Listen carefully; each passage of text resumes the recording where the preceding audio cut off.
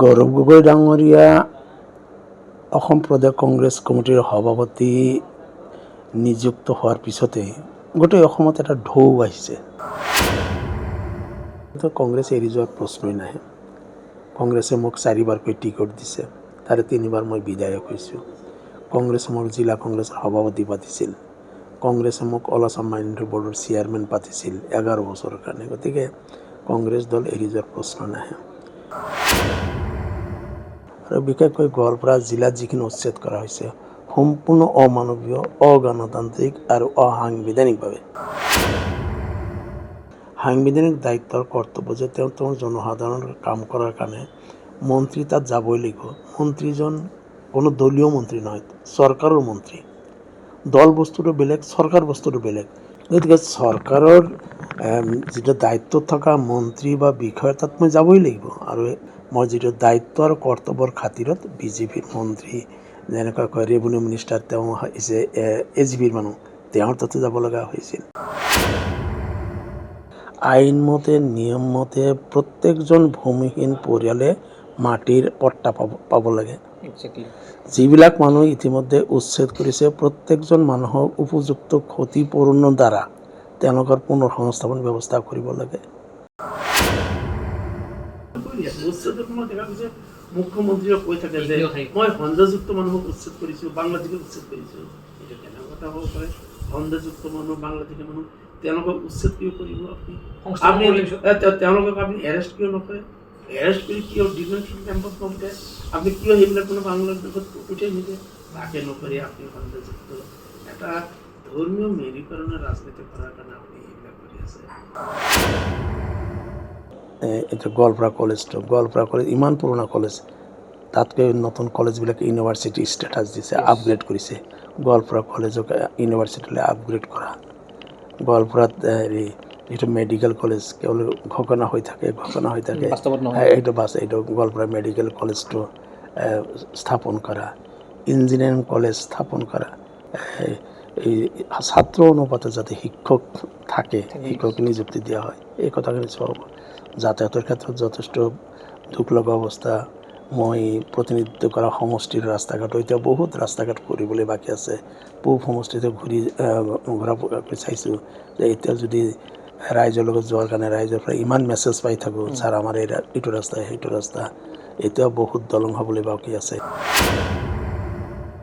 নমস্কাৰ, আজিৰ আমাৰ ৰিপৰ্টাৰ বিশেষ অনুষ্ঠানত উপস্থিত আছে বিধায়ক আব্দুল ৰছিদ মণ্ডল। তেওঁ বৰ্তমানটো পশ্চিম গোৱালপাৰা সমষ্টিৰ বিধায়ক হৈ আছে, কিন্তু সমষ্টিটো STৰ কাৰণে ৰিজাৰ্ভেশ্যন হোৱাৰ কাৰণে তেওঁ পূব গোৱালপাৰা সমষ্টিৰ পৰা নিৰ্বাচন খেলাৰ যি যা প্ৰস্তুতি তেওঁ আৰম্ভ কৰিছে। আনকি পূব গোৱালপাৰা সমষ্টিৰ জনসাধাৰণৰ লগত তেওঁ দিহা পৰামৰ্শ বা সমষ্টিটোত আমি ঘূৰি পকাত দেখিছোঁ।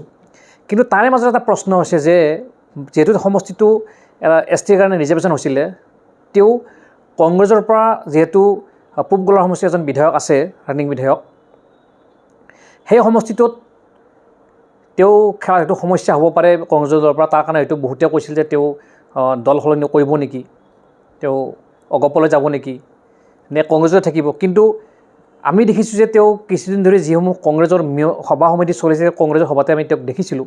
মই প্ৰথমে তেওঁৰ পৰা জানিব বিচাৰিম আচলতে তেওঁ সঁচাকৈ তেওঁ কংগ্ৰেছতে থাকি নিৰ্বাচন খেলিব নে অন্য দললৈ যাব? প্ৰথমতে মই আপোনাক ধন্যবাদ জনাই লৈছোঁ যে আপুনি মোৰ লগত কিছু সময় কথা পতাৰ কাৰণে আহিছে। কংগ্ৰেছ দলত ৰাজনৈতিকভাৱে মই কংগ্ৰেছ দলতে প্ৰথম ৰাইজৰ লগত চিনাকি হওঁ, আৰু থকা দিনকেইটা ৰাইজৰ লগত কংগ্ৰেছী হিচাপে চিনাকি দি থাকিব বিচাৰোঁ। মাজতে কিছু কথা মিডিয়াত ওলাইছিল, হয়তো কেতিয়াবা মোৰ মুখেদিও কিছুমান কথা ওলাইছিল। এই গোটেইখিনি কথা আছিল মোৰ দৃষ্টিৰে মই প্ৰতিনিধিত্ব কৰা এলেকাৰ জনসাধাৰণক লৈ জড়িত কিছুমান সমস্যাৰ কথা ক'বলৈ যাওঁতে কিছুমান কথা এনেকৈ ওলাইছিল যে মই কিজানি কংগ্ৰেছ এৰি যাওঁ নেকি। কিন্তু কংগ্ৰেছ এৰি যোৱাৰ প্ৰশ্নই নাহে। কংগ্ৰেছে মোক 4বাৰকৈ টিকট দিছে, তাৰে 3বাৰ মই বিধায়ক হৈছোঁ। কংগ্ৰেছে মোক জিলা কংগ্ৰেছৰ সভাপতি পাতিছিল। কংগ্ৰেছে মোক অল আছাম মাইনৰিটি বৰ্ডৰ চেয়াৰমেন পাতিছিল 11 বছৰৰ কাৰণে। গতিকে কংগ্ৰেছ দল এৰি যোৱাৰ প্ৰশ্ন নাহে। সমস্যাটো আহিছিল আপোনালোকে জানেই যে চৰকাৰে আজি 1-1.5 বছৰ আগতে যেতিয়া গোৱালপাৰাত মোৰ সমষ্টিৰ এক অংশ আৰু জলেশ্বৰ সমষ্টিৰ কিছু অংশ আপুনি অৱশ্যে ডিলিমিটেশ্যনৰ কথা কৈছে, ডিলিমিটেশ্যনৰ কথাটো মই পিছত ক'ম যে মই ডিলিমিটেশ্যন হ'লেও ST হ'লেও 26লৈকে মই তাৰ বিধায়ক, গতিকে মই প্ৰতিনিধিত্ব কৰা এলেকাৰ সমষ্টি কিছু অংশ পশ্চিম সমষ্টিৰ মাজত আছে, কিছু অংশ জলেশ্বৰ সমষ্টিত গৈছে। গতিকে যিখিনি অঞ্চলৰ মানুহে মোক ভোট দি নিৰ্বাচিত কৰিছিল, মোৰ যিটো সাংবিধানিক দায়িত্ব আৰু কৰ্তব্য মই 26লৈকে মই সততাৰে আৰু নিষ্ঠাৰে কৰি যোৱাৰ কাৰণে সদায় চেষ্টা কৰোঁ আৰু চেষ্টা কৰি যাম। গতিকে আজি 1.5 বছৰমান আগতে যেতিয়া জলেশ্বৰ, কোৰচাপাগৰি, লক্ষীপুৰৰ নিদানপুৰ এইবিলাক অঞ্চলত যেতিয়া ইলেকশ্যন হয় আৰু দেখা গৈছিল যে আৰু ক'ৰবাত এনেকুৱাকৈ ইলেকশ্যনত যেতিয়া আহিছিল, তেতিয়া মই খুব চিন্তিত হৈছিলোঁ যে চৰকাৰৰ যিটো পৰিকল্পনা, মোৰ লগত গোৱালপাৰা জিলাৰ 28কেইজন বিধায়ক সেই সময়ত চিন্তিত আছিল। মুখ্যমন্ত্ৰীক একাধিকবাৰ লগ কৰা হৈছিল, বিধানসভাতে এই কথাবিলাক কৰা হৈছিল আৰু সেইখিনি সময়ত মুখ্যমন্ত্ৰীয়ে কথাও দিছিল যে PRF এলেকাত উচ্ছেদ নকৰে। আৰু এই কাহিনীবিলাক হৈছিল যিটো 2022 চনত যেতিয়া এটা চুমুটো কেছৰ PILৰ অপৰাধ ভিত্তি কৰি মহামান্য হাইকোৰ্টে গোৱালপাৰা জিলাত বনাঞ্চলসমূহৰ উচ্ছেদ কৰাৰ যিটো নিৰ্দেশ দিছিল তেতিয়া, গতিকে সেইখিনি সময়ত এই জনসাধাৰণৰ যে PRF অঞ্চলত বসবাস কৰা বা চৰকাৰী খাছ অঞ্চল বসবাস কৰা এই কথালৈ যেতিয়া মুখ্যমন্ত্ৰীৰ লগত যেতিয়া কথা বতৰা কোৱা হয়, মানুহে এতিয়া ধাৰণা কৰি লৈছিল যে তেওঁ কংগ্ৰেছ এৰিব নেকি, কিন্তু সেইটো সম্পূৰ্ণ ভুল ধাৰণা। কাৰণ এজন বিধায়কৰ এইটো সাংবিধানিক দায়িত্বৰ কৰ্তব্য যে তেওঁৰ জনসাধাৰণৰ কাম কৰাৰ কাৰণে মন্ত্ৰী তাত যাবই লাগিব। মন্ত্ৰীজন কোনো দলীয় মন্ত্ৰী নহয়, চৰকাৰৰ মন্ত্ৰী।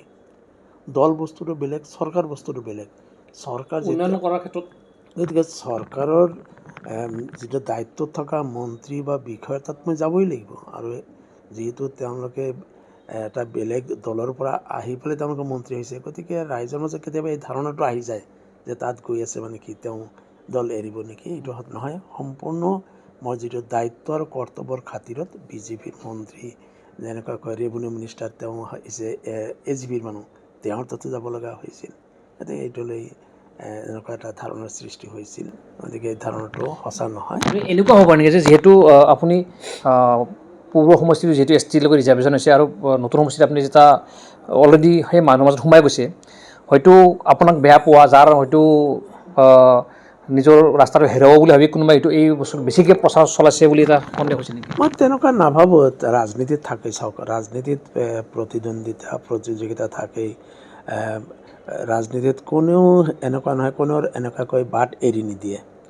আৰু এটা সমষ্টিত কেইবাজনো প্ৰত্যাশী থাকে, একেটা দলৰ কেইবাটাও প্ৰত্যাশী থাকে, বেলেগ বেলেগ প্ৰতিপক্ষ ৰাজনৈতিক দলৰ থাকে। গতিকে সদায় প্ৰতিপক্ষই নিজৰ দলৰ মাজতে হওক বা বেলেগ ৰাজনৈতিক দলৰ মানুহ কি কৰে, ইজনে আনজনৰ অৰ্থাৎ ক্ৰেডিবিলিটি নষ্ট কৰাৰ কাৰণে যিবিলাক কৌশল আছে গোটেইখিনি কৌশলে প্ৰয়োগ কৰে। হয়তো মোৰ ক্ষেত্ৰত প্ৰয়োগ, মই কিন্তু নকৰোঁ দেই তেনেকুৱা কৌশল মোৰ প্ৰয়োগ কৰি পোৱা নাই যে কাৰোবাৰ নিগেটিভ কথাৰ ওপৰত মই নিজৰ পজিটিভ বনাব নোখোজোঁ। মোৰ নিজৰ যিখিনি পজিটিভিটি আছে, মোৰ যিখিনি নিগেটিভিটি আছে মোৰ নিজৰ, মোৰ পজিটিভ ৱৰ্কছৰ দ্বাৰা মই তাৰ ৰিটাৰ্ণটো ল'ব বিচাৰোঁ। বা মোৰ যিবিলাক নিগেটিভ আছে মই গম পালে সেইখিনি ৰেক্টিফাই কৰাৰ কাৰণে চেষ্টা কৰোঁ।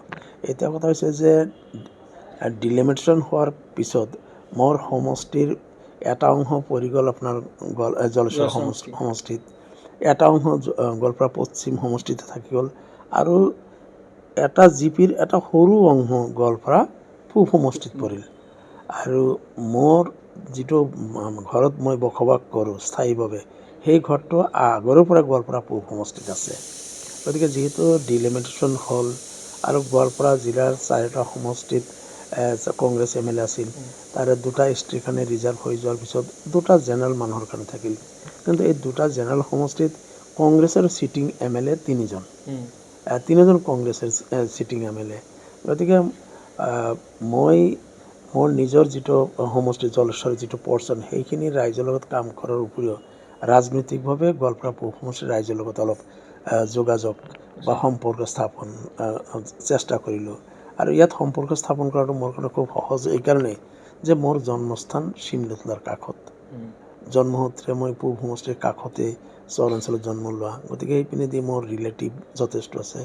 গোৱালপাৰা চহৰতে বসবাস কৰোঁ আৰু চাকৰি কালৰ এটা অংশ মই এই পৌৰ সমষ্টিৰ দুটা উন্নয়ন খণ্ড, কৃষ্ণাই উন্নয়ন খণ্ড আৰু মাটিয়া উন্নয়ন খণ্ডত মই ভালেখিনি সময় তাতে গাঁৱত চাকৰি কৰিছোঁ। গতিকে এই চাকৰি কাল, নিজৰ ফেমিলি আৰু স্থায়ীভাৱে বসবাস কৰে, এই গোটেইখিনি কথা লৈ যিহেতু গোৱালপাৰা পৌৰ সমষ্টিৰ জনসাধাৰণৰ লগত মোৰ এটা ব্যক্তিগত সম্পৰ্ক আছে, গতিকে এই কথাখিনি মই মোৰ দলীয় নেতৃত্বক জনাই পেলাই মই ৰাইজৰ মাজত কাম কৰি আছোঁ। বাকী দলে চিন্তা কৰিব ইলেকশ্যন খেলিব লাগে নালাগে, সেইটো দলে চিন্তা কৰিব, কিন্তু মই মোক ব্যক্তিগতভাৱে নিজকে গোৱালপাৰা পৌৰ সমষ্টিত ইলেকশ্যন খেলাৰ কাৰণে সাজু কৰি আছোঁ। কিন্তু নিশ্চিত যে আপুনি কংগ্ৰেছ বাদ দি কোনো দলত নাযায়? নাই, এটা প্ৰশ্ন নাই, বেলেগ দলত তেনেকুৱা কোনো পৰিকল্পনা নাই। কথা কিছুমান কেতিয়াবা ওলায়, হয়তো মানুহে এটা ধাৰণাৰ ওপৰত কথা কৈ দিয়ে।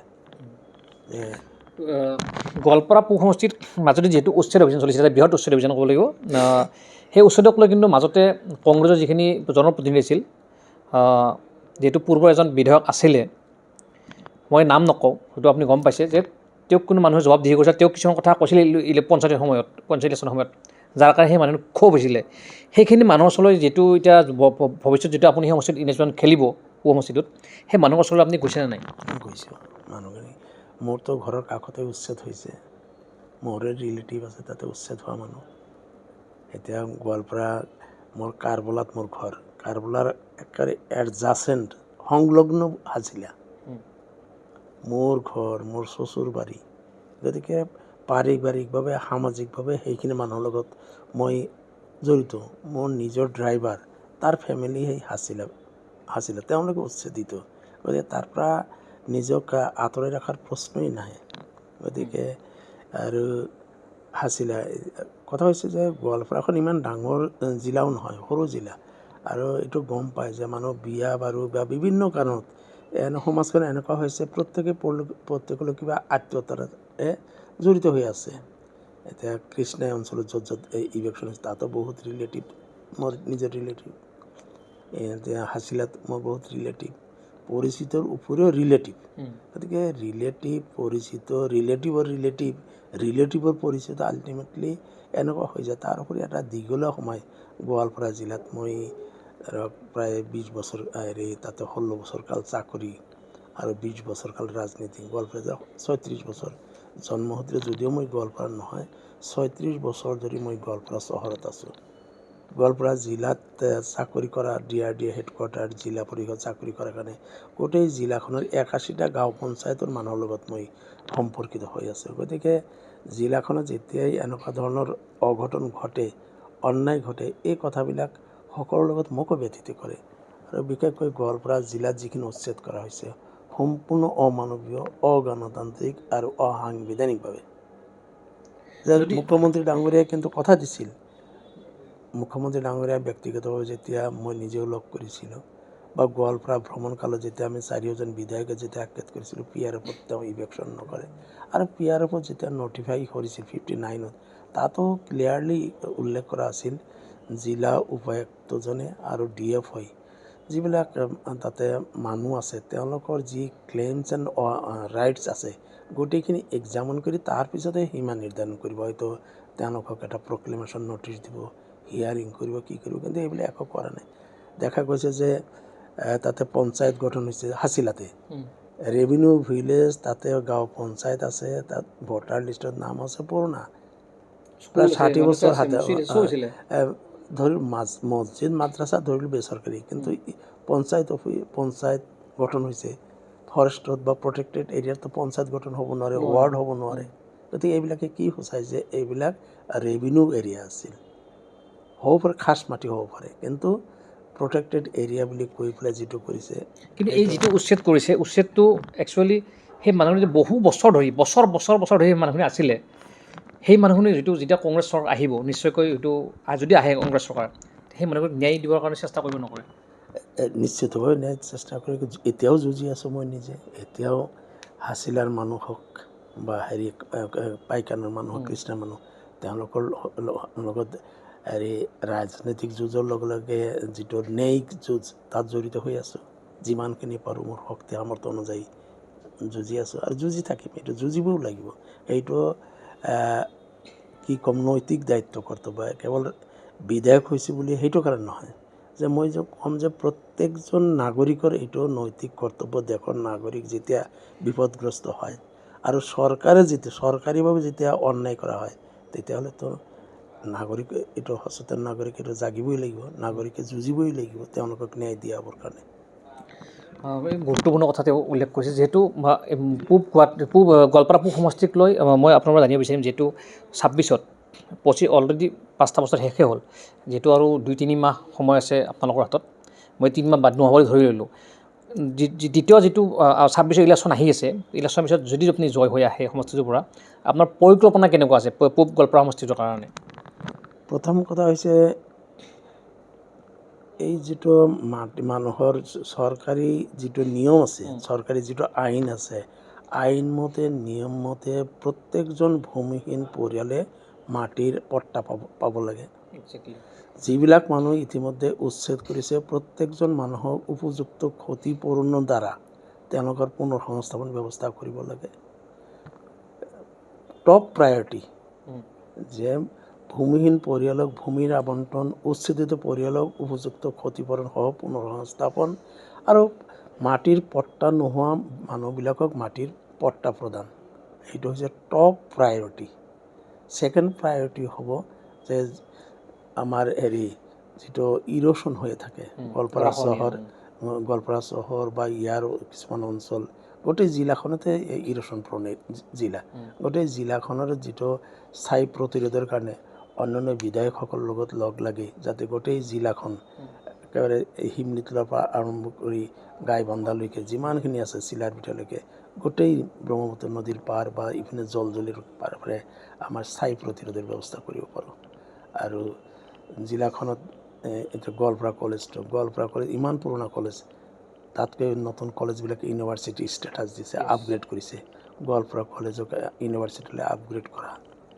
গোৱালপাৰাত হেৰি যিটো মেডিকেল কলেজ কেৱল ঘোষণা হৈ থাকে এইটো গোৱালপাৰা মেডিকেল কলেজটো স্থাপন কৰা ইঞ্জিনিয়াৰিং কলেজ স্থাপন কৰা কাৰণ আজি দেখা গৈছে যে সকলো জিলাতে প্ৰায় মেডিকেল কলেজ ইঞ্জিনিয়াৰিং কলেজ হৈ আছে কিন্তু গোৱালপাৰা জিলাত না মেডিকেল কলেজ না ইঞ্জিনিয়াৰিং কলেজ নাই ইউনিভাৰ্চিটি গতিকে শিক্ষাৰ ক্ষেত্ৰত আৰু যিটো স্কুল কিছুমান আছে গাঁও অঞ্চলত টিচাৰৰ যিটো সমস্যা এইখিনি যথেষ্ট গুৰুত্ব কৰি লোৱা হ'ব যাতে এই ছাত্ৰ অনুপাতে যাতে শিক্ষক থাকে শিক্ষক নিযুক্তি দিয়া হয় এই কথাখিনি চোৱা হ'ব যাতায়াতৰ ক্ষেত্ৰত যথেষ্ট দুখ লগা অৱস্থা মই প্ৰতিনিধিত্ব কৰা সমষ্টিৰ ৰাস্তা ঘাট এতিয়া বহুত ৰাস্তা ঘাট কৰিবলৈ বাকী আছে পূব সমষ্টিতে ঘূৰা চাইছোঁ যে এতিয়া যদি ৰাইজৰ লগত যোৱাৰ কাৰণে ৰাইজৰ পৰা ইমান মেছেজ পাই থাকোঁ ছাৰ আমাৰ এইটো ৰাস্তা সেইটো ৰাস্তা এতিয়াও বহুত দলং হ'বলৈ বাকী আছে দেখা গৈছে কিছুদিন আগতে প্ৰায় 100 কিমানটা ব্ৰিজৰ লিষ্ট ওলাইছে গোৱালপাৰা জিলাৰ লিষ্টত নাই কিছুমান এনেকুৱাকৈ ডিছক্ৰিমিনেশ্যন আমি লক্ষ্য কৰিছোঁ কিছুমান জিলাত দেখা গৈছে মডেল অংগনবাদী চেণ্টাৰ বেলেগ বেলেগ জিলাবিলাকত অৰ্থাৎ ৰুলিং পাৰ্টিৰে বিধায়ক থকা সমষ্টিবিলাকত বহুত বেছি অংগনবাদী চেণ্টাৰ হৈছে আৰু বিৰোধী পক্ষৰ বিধায়ক থকা সমষ্টিবিলাক মডেল অংগনবাদী চেণ্টাৰৰ সংখ্যা কম গতিকে যিটো ডিছপেৰিটি এই ডিছপেৰিটিটো নোহোৱা কৰিবই লাগিব অন্যান্য জিলাৰ সমকক্ষ কৰাৰ কাৰণে যোগাযোগৰ হওক যাতায়াতৰ হওক বা এনেকুৱাকৈ আন্তঃগাঁথনি নিৰ্মাণৰ ক্ষেত্ৰত এইখিনি গুৰুত্ব সহকাৰে লোৱা হ'ব নিশ্চয়কৈ প্ৰত্যেকজন জনপ্ৰতিনিধিৰ এটা সপোন থাকে তেওঁ আচলতে সমষ্টিটোক তেওঁ কেনেকৈ সজাই তুলিব যেনেকৈ এখন ঘৰ তেওঁ কোনটো ৰুমত কেনেকৈ ৰাখিব কোনটো ৰুমত কিতাপ ৰাখিব কোনটো ৰুমত চফা ৰাখিব কোনটো ৰুমত তেওঁ বেডৰুম থাকিব কোনটো তেওঁ কিটচেন কৰিব ঠিক তেনেদৰে এজন জনপ্ৰতিনিধিৰ সেই সমষ্টিটোত ৰাস্তা ঘাট কেনেকৈ কৰিব দলংবোৰ কেনেকৈ বনাব গৰাখনে কেনেকৈ ৰোধ কৰিব উন্নয়ন দ্ৰুতগতিত কেনেকৈ কৰিব এটা সপোন থাকে কিন্তু যেতিয়া চৰকাৰখনে তেওঁলোকৰ নাথাকে তেওঁলোকে কৰিব কেনেকৈ ঠিক তেনেদৰে তেওঁ সেই কথা উল্লেখ কৰিছে যে এটা বৈষম্যৰ দৰে এটা হৈছে যে বিভিন্ন উন্নয়নৰ ক্ষেত্ৰত গোৱালপাৰা সমষ্টি বা গোৱালপাৰা জিলাত সেই যিটো স্কিমসমূহ কমকৈ আহে হয়তো তেওঁলোকৰ যিটো চৰকাৰ আহে কংগ্ৰেছ চৰকাৰ তেতিয়াহ'লে তেওঁলোকে সেই বস্তুখিনি পৰিপূৰ্ণ কৰিব বুলি তেওঁ ইতিমধ্যে এটা সপোন দেখিছে, হয়তো বাস্তৱ পৰিণত কৰিব। কিন্তু এই মুহূৰ্তত মই এটা বেলেগ প্ৰসংগলৈ আহিছোঁ। এতিয়া এনেকুৱা অৱস্থা হৈছে যে অসমত এতিয়া উজনি অসমত মিয়া বুলি ক'লে খেত, মিয়া বুলি ক'লে মাৰ কাঠ, এনেকুৱা এটা অৱস্থা হৈছে। যিহেতু গোৱালপাৰা, ধুবুৰী বা বিভিন্ন স্থানৰ পৰা বহু লোকে উজনি অসমত তেওঁ বিভিন্ন বেপাৰ বাণিজ্যৰ কাৰণে যায় বা ইটা ভাটা শ্ৰমিক হিচাপে যায় বা বিভিন্ন কৰ্মত তেওঁলোক নিয়োগ হৈ থাকে। সেই মানুহখিনিক কিন্তু টাৰ্গেট কৰা হয়। আচলতে কিয় এনেকুৱা হ'বলৈ ধৰিছে? গৌৰৱ গগৈ ডাঙৰীয়া অসম প্ৰদেশ কংগ্ৰেছ কমিটিৰ সভাপতি নিযুক্ত হোৱাৰ পিছতে গোটেই অসমত এটা ঢৌ আহিছে। এইটো শদিয়াৰ পৰা ধুবুৰীলৈকে সকলো বৰাক বেলি হওক, ব্ৰহ্মপুত্ৰী বেলি হওক, পাহাৰ ভৈয়াম, এতিয়া NC হিলছ, কাৰ্বি আংলং হওক, মাজুলী হওক, সকলো জিলাতে সকলো জাতি জনগোষ্ঠীৰ মাজত এটা ঢৌ আহিছে আৰু এটা আশা আহিছে যে পৰিৱৰ্তন সম্ভৱ। আৰু এই পৰিৱৰ্তন সম্ভৱ, এই ঢৌ যেতিয়া গম পালে অসমৰ মুখ্যমন্ত্ৰী ডক্টৰ হিমন্ত বিশ্ব শৰ্মা ডাঙৰীয়া সন্মানীয়, তেখেততো যথেষ্ট বুদ্ধিয়ক মানুহ, ৰাজনীতি বুজি পোৱা মানুহ, ৰাজনীতি কৰা মানুহ, আৰু তেখেতে মানুহৰ পালছটো গম পায় যে কি হৈ আছে। গতিকে ইপিনে দেখা গ'ল যে কেইবাটাও ইছ্যুলৈ চৰকাৰ ভাৰাক্ৰান্ত। চৰকাৰৰ মাজত যেটা আভ্যন্তৰীণ বিসম্বাদ, বিজেপি, পুৰণা বিজেপি, সন্মানপন্থী, দিলীপ শইকীয়াপন্থী আৰু মুখ্যমন্ত্ৰী নিজাপন্থী, গতিকে তিনিটা পন্থীটো আমি দেখা পাই থাকোঁ। গতিকে এই পন্থী আছে, তাৰ উপৰি আছিল গৰুকুটিৰ গৰুৰ কাহিনী। এই গোটেইকেইটা ইছ্যু লৈ আৰু বহুত ইছ্যু আছে। চৰকাৰে বিভিন্ন চিণ্ডিকেট লৈ যথেষ্ট ভাৰাক্ৰান্ত। চৰকাৰ ৰাইজৰ মাজত অপ্ৰিয় হৈ থকাৰ মাজতে গৌৰৱ গগৈ ডাঙৰীয়াৰ প্ৰদেশ কংগ্ৰেছ সভাপতি নিযুক্ত হোৱাৰ লগে লগে এটা বেলেগ খেলা আহি গ'ল। গতিকে এই গোটেই বস্তুখিনি মই ভাবোঁ যে মুখ্যমন্ত্ৰী ডাঙৰীয়াই যথেষ্ট চিন্তিত হৈ পেলাই তেখেতে পলাৰাইজেশ্যন, মেৰুকৰণৰ এটা ৰাজনীতি আৰম্ভ কৰি দিলে আৰু চব টাৰ্গেট হিচাপে মিয়া মুছলমানক বাছি দিলে। মই মাজতে কৈছোঁ, উচ্ছেদ যিহেতু APCC সভাপতি গৌৰৱ গগৈ যেতিয়া হ'ল, আৰু এনেকুৱা হ'ল নেকি যে উজনি অসমত গৌৰৱ গগৈ মুখ্যমন্ত্ৰী প্ৰাৰ্থী হ'ব পাৰে। যিহেতু উজনি অসমৰ এটা চিন্তাধাৰা আগৰ পৰা আছে যে উজনি অসমত মুখ্যমন্ত্ৰী দিলে হয়তো উত্তৰংগ যেনেকৈ মুখ্যমন্ত্ৰী হৈছিল, সৰ্বানন্দ যেনেকৈ মুখ্যমন্ত্ৰী হৈছিল, ঠিক তেনেদৰে উজনি অসমৰ ভাবি লৈছে নেকি যে উজনি অসম গৌৰৱ গগৈ মুখ্যমন্ত্ৰী পাতিবলৈ কাৰণে একত্ৰিত হৈ যাব পাৰে বুলি, এই যিটো পলাৰাইজেশ্যন আৰম্ভ কৰিছে নেকি বিজেপিয়ে? এইটো অলৰেডি হ'লেই। উজনি অসমৰ আহোম সম্প্ৰদায়ৰ মানুহ যেতিয়া মুখ্যমন্ত্ৰীৰ কংগ্ৰেছৰ দ্বাৰা প্ৰক্ষোভিত হৈছে, ইতিমধ্যে উজনি অসম পলাৰাইজ হ'লেই আহোমৰ পক্ষ। উজনি অসমৰ সকলো জাতি জনগোষ্ঠীৰ মানুহ আহোমক সমৰ্থন কৰে, কাৰণ আহোমসকলৰ যিটো শাসন, সকলো জাতি জনগোষ্ঠীৰ মানুহক লৈ চলাৰ যিটো শাসন, সেই শাসন সকলোৱে পচন্দ কৰে। আৰু বৰ্তমান মুখ্যমন্ত্ৰী ডাঙৰীয়াৰ যিটো সাম্প্ৰদায়িক সংঘৰ্ষৰ লোকৰ শাসন, এইটো পচন্দ কৰা নাই। মুছলিমীয়া কিছুমান মানুহে এইবিলাক প্ৰকৰণ কৰে।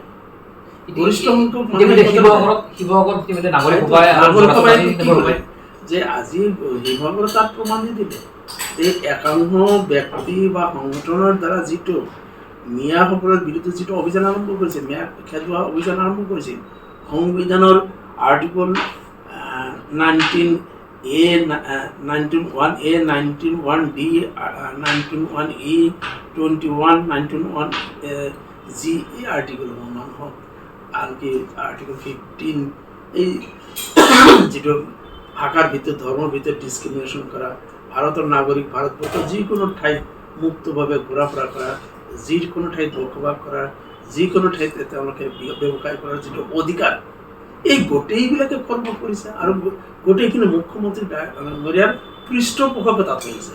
মুখ্যমন্ত্ৰী নিজেই কৈছে, তেখেতে কৈছে যে তেওঁ বিচাৰে, তেওঁ ইয়াতে গণ্ডগোল হোৱাটো বিচাৰে, ইয়াতে সংঘৰ্ষ হোৱাটো বিচাৰে, আৰু তেওঁৰ এই উচতনিত প্ৰশাসন চুপ থাকিল আৰু একাংশ ল'ৰাই উজনি অসমত মিয়াৰ বিৰুদ্ধে অভিযান আৰম্ভ কৰিল। প্ৰায় সাম্প্ৰদায়িক সংঘৰ্ষ লগাৰ উপক্ৰম হৈছিল। সৌভাগ্যৰ কথা আৰু এইটো হৈছে যে আহোমৰ যিটো গৌৰৱ, অসমীয়াৰ গৌৰৱ, অসমীয়াৰ কেপিটেল, অসমীয়া জাতিৰ কেপিটেল বুলি ক'লেও ধৰাই কোৱা নহয় যিটো শিৱসাগৰ। শিৱসাগৰৰ মানুহে সকলো ধৰ্মৰ মানুহে একত্ৰিতভাৱে যিটো নাগৰিক সভাৰ দ্বাৰা সেই দুষ্কৃতিসকলক নাকচ কৰি পেলাই তেওঁলোকে প্ৰস্তাৱ লৈ আজি গোটেই অসমত এটা আমি শান্তিৰ পৰিৱেশ দেখা পাই আছোঁ। এই কথাটো ধুনীয়া বাৰ্তা। গম পাওঁ যে যোৰহাটতো তেনেকুৱা এটা অনুৰূপ নাগৰিক সভা হৈ আছে। গতিকে যে সাম্প্ৰদায়িক ৰাজনীতি, সাম্প্ৰদায়িক কথা বতৰাবিলাক সকলোৱে পচন্দ নকৰে। সাম্প্ৰদায়িক মানুহ সকলো ধৰ্মৰ মাজতে আছে, মুছলমানৰ মাজত আছে, হিন্দুৰ মাজত আছে, কিন্তু সংখ্যা নগণ্য। গতিকে নগণ্য সংখ্যক মানুহে সাময়িকভাৱে কিবা অস্থিৰতা সৃষ্টি কৰিব পাৰে, কিন্তু গৰিষ্ঠ সংখ্যকে যেতিয়া সচেতনতাৰে যেতিয়া থিয় দিয়ে, যেনেকৈ শিৱসাগৰ থিয় দিছে, দিয়াৰ লগে লগে মানে এই নগণ্য সংখ্যক সাম্প্ৰদায়িক শক্তিৰ এই অপচেষ্টা বিফল। আৰু এটা মাজতে বক্তব্য, যিটো আজি জনপ্ৰতিনিধি আৰু আপোনাৰ এলেকাটো যিটো সংখ্যালঘু এলেকা, এই লাষ্ট এইকেইদিন মই সংবাদ মাধ্যমৰ তথ্য নকওঁৱে, সংবাদ মাধ্যম আছে আৰু সাংবাদিকো আছে, আৰু যিসকল কিছুমান দল সংগঠন আছে তেওঁলোকে এতিয়া এনেকুৱা আৰম্ভ কৰিছে যে মিয়া মুছলমান কাৰণে তেওঁলোকক সন্দেহযুক্ত বাংলাদেশী বুলি অভিহিত কৰিব বিচাৰে, মিয়া মুছলমান কাৰণে বাংলাদেশী বুলি ক'ব বিচাৰে ডাইৰেক্টলি। সেই কথাটো কি ক'ব বিচাৰিব? মানে মিয়া মানে কি বাংলাদেশী নেকি? মিয়া মানে কি সন্দেহযুক্ত? কিছুমান অদৰকাৰী ডিবেটত যাবই নোৱাৰি। সন্দেহযুক্ত কাক? তেওঁলোকে মুছলমান অৰ্থাৎ বেংগলী ভাষা কোৱা মানুহ মুছলমান হ'লে তেওঁলোকে খুব সহজ শব্দ বহুত সাংবাদিক বন্ধুসকলেও ব্যৱহাৰ কৰে, বহুত ৰাজনৈতিক নেতাও ব্যৱহাৰ কৰে। কিমান যদি শুদ্ধ মই নাজানো। এইটো যদি কোৱা যায় যে আক্ষৰিকভাৱে কিমান শুদ্ধ বা আবিধানিকভাৱে কিমান শুদ্ধ বা সাংবিধানিকভাৱে কিমান শুদ্ধ শব্দ, এইটো মই নাজানো। সন্দেহযুক্ত হয় যদি সেইজন মানুহৰ লগে লগে নহয় নহয়, সন্দেহযুক্ত যদি হৈছে লগে লগে তেওঁ বিতাড়িত কৰা তাত নাই। যদি কোনো মানুহ যিকোনো ঠাইত সন্দেহজনক হয়, তেওঁক পুলিচে ডিটেইন কৰিবই লাগিব, তেওঁক ভেৰিফাই কৰিবই লাগিব। এই হাজাৰ হাজাৰ মানুহবিলাক সন্দেহযুক্ত কেনেকৈ ঘূৰি ফুৰি থাকে? তেওঁলোকে পুলিচ কাষ্টডিত নি পেলাই ভেৰিফাই কৰি কনফাৰ্ম কৰক তেওঁ ভাৰতীয় হয় নে নহয়। এইটো দায়িত্ব কাৰ? চৰকাৰৰ নে কাৰ? নাগৰিকৰ দায়িত্ব। নাগৰিকে যদি দেখা পাইছে কোনো এজন মানুহ সন্দেহজনক মানুহ, এইজন মানুহ সন্দেহজনক, এইটো এনেই ঘূৰা ফুৰা কৰি আছে, তেওঁৰ দায়িত্ব হওক প্ৰশাসনক জনাওক, প্ৰশাসনে তাৎক্ষণিকভাৱে এই সন্দেহজনক মানুহজনক কাষ্টডিত লৈ তেওঁক ভেৰিফাই কৰা। এই সন্দেহজনক শব্দৰ দ্বাৰা সমাজখনক কেনেকৈ ব্যতিব্যস্ত কৰি ৰখাটো ঠিক কথা। আৰু উচ্ছেদ মই কৈ দিছোঁ, উচ্ছেদৰ সময়ত দেখা গৈছে মুখ্যমন্ত্ৰীয়ে কৈ থাকে যে মই সন্দেহযুক্ত মানুহক উচ্ছেদ কৰিছোঁ, বাংলাদেশীক উচ্ছেদ কৰিছোঁ। এইটো কেনেকুৱা কথা হ'ব পাৰে? সন্দেহযুক্ত মানুহ, বাংলাদেশী মানুহ, তেওঁলোকক উচ্ছেদ কিয় কৰিব? আপুনি তেওঁলোকক আপুনি এৰেষ্ট কিয় নকৰে? এৰেষ্ট কৰি কিয় ডিটেনশ্যন কেম্পত নপঠায়? আপুনি কিয় সেইবিলাক কোনো বাংলাদেশত পঠিয়াই নিদিয়ে? তাকে নকৰি আপুনি সন্দেহযুক্ত এটা ধৰ্মীয় মেৰুকৰণৰ ৰাজনীতি কৰাৰ কাৰণে আপুনি এইবিলাক কৰি আছে। মই আহ্বান কৰিম যে আপনি যথেষ্ট বুদ্ধিও রাজনীতি বেলেগ পিনেও সাকসেস পাওয়া যায়, আর ধর্মীয় মেরুকরণের রাজনীতি বেশি হয় টিকি নাথাকে। নিশ্চয়কৈ অতিকৈ গুৰুত্বপূৰ্ণ কথা তেওঁ মুখ্যমন্ত্ৰীক এটা পৰামৰ্শ দিছে, উপযুক্ত পৰামৰ্শ, যে ৰাজনীতি কৰিলে ডেভেলপমেণ্ট কৰিও তেওঁ ৰাজনীতি কৰিব পাৰে। তেওঁ ধৰ্মীয় যি মেৰুকৰণ, ধৰ্মীয় মেৰুকৰণ নকৰাকৈও ছাকচেছ হ'ব পাৰি বুলি তেওঁ ইতিমধ্যে উল্লেখ কৰিছে। বিশেষকৈ বিধায়ক ৰচিদ মণ্ডল ডাঙৰীয়াৰ যি তেওঁ বিগত বহু বছৰ ধৰি তেওঁ বিধায়ক হৈ আছে, তেওঁ মান্য সংখ্যালঘু উন্নয়ন বৰ্ডৰ তেওঁ চেয়াৰমেন আছিলে। লগতে তেওঁ যিহেতু তেওঁ অভিজ্ঞতা আছে, তেওঁ নিজে অভিযন্তা আছিলে, নিজে তেওঁ গোৱালপাৰা DRD অফিচত তেওঁ কাম কৰিছিলে, সেই অঞ্চলসমূহ ভালকৈ তেওঁ জানে। যিহেতু পূব গোৱালপাৰা সমষ্টিৰ তেওঁ এইবাৰ 2026 তেওঁ নিৰ্বাচন খেলাৰ যি প্ৰস্তুতি আৰম্ভ কৰিছে, হয়তো পূব গোৱালপাৰা সমষ্টিৰ যিসকল ভোটাৰ আছে, জনসাধাৰণ আছে, নিশ্চয়কৈ তেওঁৰ এই কথাখিনি বুজি পাব আৰু হয়তো তেওঁৰ লগত সহযোগ কৰিব। আজি এই কথাখিনি লৈ আমি বিশেষ অনুষ্ঠানটো সামৰিলোঁ। ধন্যবাদ। জয় হিন্দ।